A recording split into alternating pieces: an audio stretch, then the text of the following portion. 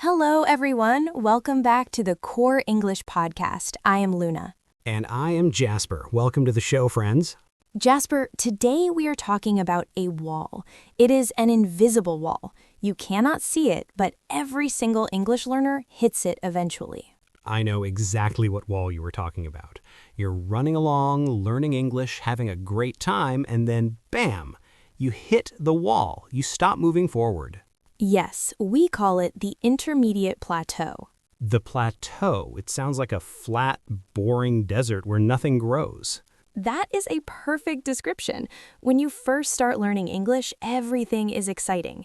You learn how to say hello, how are you, I would like a coffee. Every day you are making huge progress. It feels like you're climbing a mountain very fast. I remember that feeling. Going from zero to understanding a basic conversation feels like magic. You feel like a genius. But then you reach the middle of the mountain. You are at the intermediate level. You can watch Netflix with subtitles. You can order food at a restaurant. You can survive. But you don't feel like you're getting better. You use the same words every day. You make the same grammar mistakes every day. You study, but you feel completely stuck. It is the most frustrating phase of language learning. Many people give up here. They think, maybe my brain is just too old. Maybe I'm not talented enough to be fluent. If you're listening to this right now and you feel stuck in the desert, please do not quit. Do not quit, because today we are going to give you the map to escape the desert. We are going to explain exactly why your brain is stuck and give you 3 specific, slightly uncomfortable exercises to break the wall. Uncomfortable? Uh-oh. I like being comfortable. That is exactly the problem, Jasper. Let's dive in. So, Luna, why does this happen? If I'm listening to English podcasts and watching English YouTube videos every day, why am I not improving? Because of a psychological concept called the comfort zone. The comfort zone. It sounds nice, like a warm blanket. It is nice, but nothing grows in the comfort zone. When you're a beginner, your brain has to work hard to survive. If you don't learn the word for water, you will be thirsty. So your brain builds new neural pathways quickly. Right, survival mode. But once you reach the intermediate level, your brain realizes something dangerous.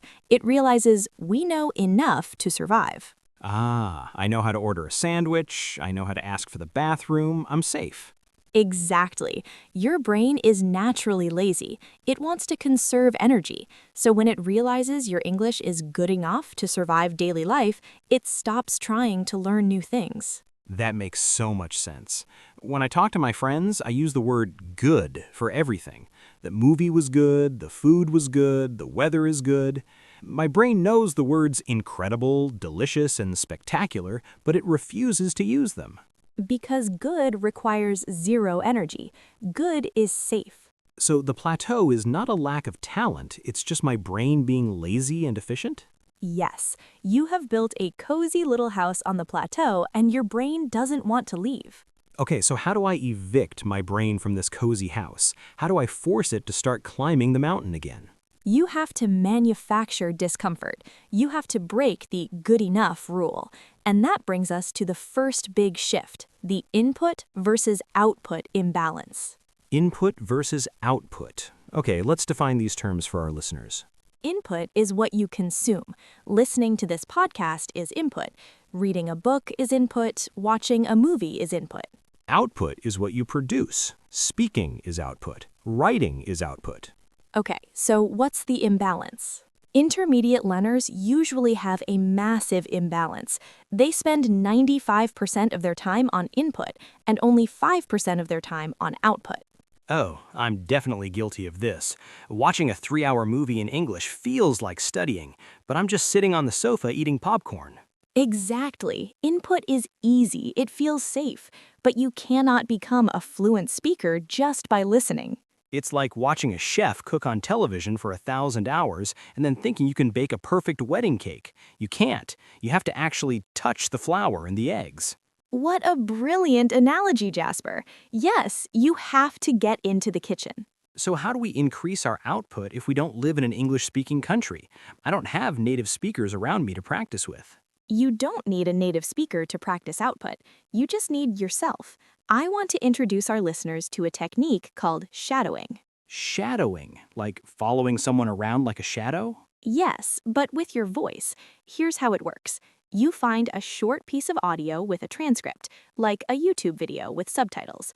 You listen to one sentence, you pause the video, you repeat the sentence out loud, trying to copy the exact rhythm, intonation, and emotion of the speaker.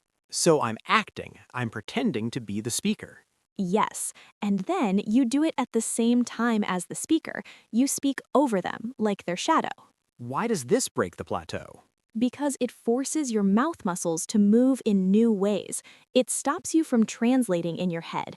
And most importantly, it forces you to practice the grammar structures of a native speaker, rather than building your own basic sentences. It takes me out of my comfort zone. Exactly. Try shadowing for just 10 minutes a day. Your mouth will feel tired, which means you're actually building the muscle of fluency. Okay, Luna, shadowing is a great exercise, but I have another problem. I feel like I know 5,000 words in English, but when I open my mouth, I only use the same 300 words. Ah, yes, the difference between passive vocabulary and active vocabulary. Passive means I understand it when I read it. Active means I can actually say it in a conversation. Exactly.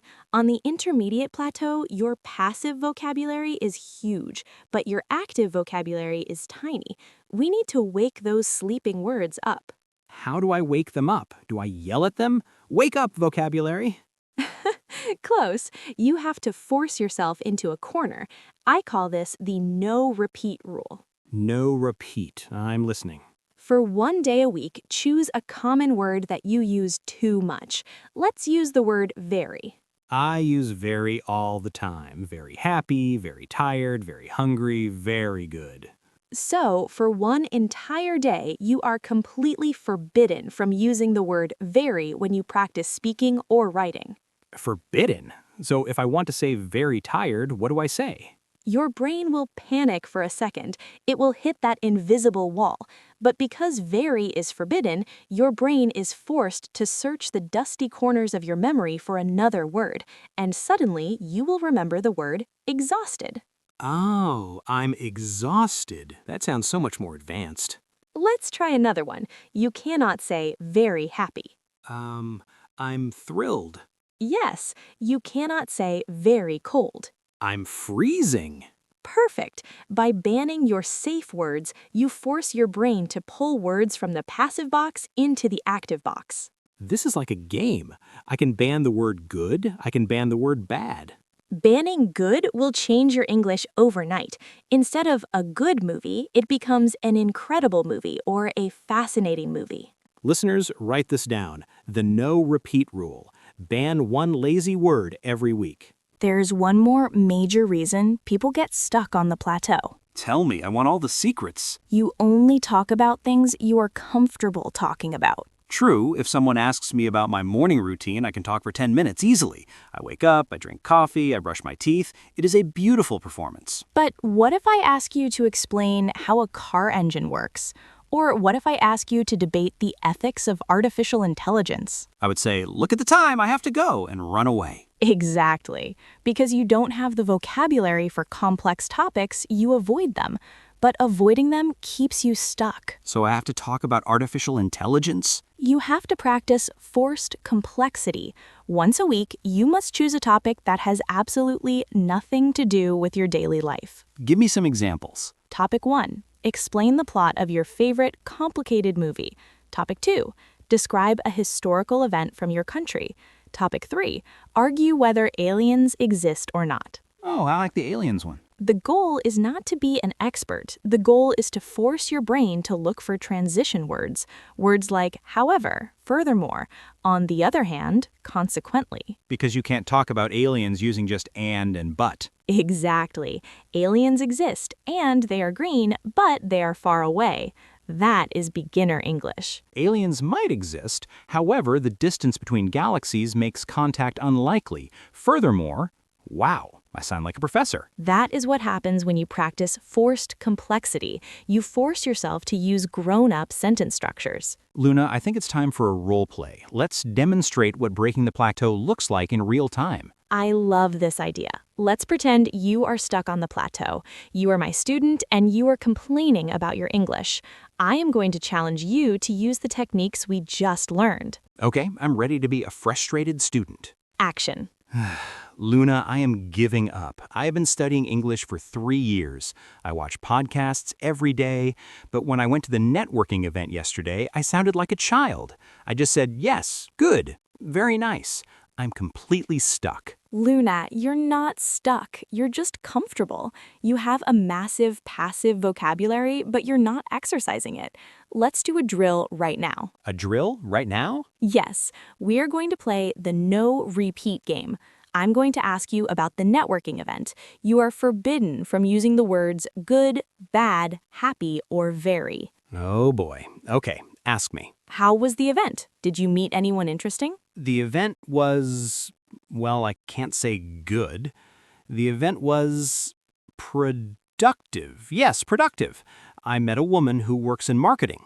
Her presentation was not very nice. Wait, I can't say very. Her presentation was fascinating. Excellent. See how your brain found those words? Now, let's practice forced complexity. I don't want to hear about the food or the weather. Explain to me the main problem her marketing company is facing. The main problem. Well, they're trying to reach a younger audience. However, teenagers do not use traditional social media anymore. Consequently, the company has to completely change their advertising strategy. Jasper, stop. Do you hear yourself? I used however and consequently naturally. Yes, and you used the word fascinating. You didn't sound like a child at all. You sounded like an advanced speaker. Because you forced me out of my safe zone. If you didn't give me the rules, I would have just said the event was very good. The presentation was nice. And scene. That was a great role play. It really proves the point. The words are inside your brain, listeners. You just have to build a new road to reach them. We have covered so much valuable ground today, Jasper. Let's quickly summarize the map to escape the desert for our listeners. Jasper. 1. Fix the imbalance. Stop just watching Netflix. Start producing. Use the shadowing technique to practice the physical muscle of speaking. 2. The no repeat rule. Ban a lazy word like good or very for an entire day to wake up your passive vocabulary. 3. Forced complexity. Once a week, explain a complicated topic like a movie plot or aliens out loud to yourself to practice advanced transition words. If you do these 3 things, I promise you that invisible wall will shatter. You'll start climbing the mountain again. It might feel uncomfortable at first. Your brain might complain, but discomfort is the feeling of growth. Exactly. Now, we want to challenge you right now in the comments section. The Ban a Word Challenge. Yes, go to the comments below this video, tell us 1 safe word that you use too much, and tell us 3 advanced words you're going to use instead. For example, I am banning the word sad. Instead, I will use devastated, miserable, and upset. Write your commitment in the comments so the community can hold you accountable. Thank you so much for joining us in the desert today, friends. We hope we helped you find the path out. If this episode gave you a breakthrough, please hit that like button. It tells YouTube that our podcast is helpful, and it supports the channel massively. And subscribe so you don't miss our next deep dive into English fluency. Embrace the discomfort, keep shadowing, and keep speaking. See you next time, dreamers. Bye. Goodbye.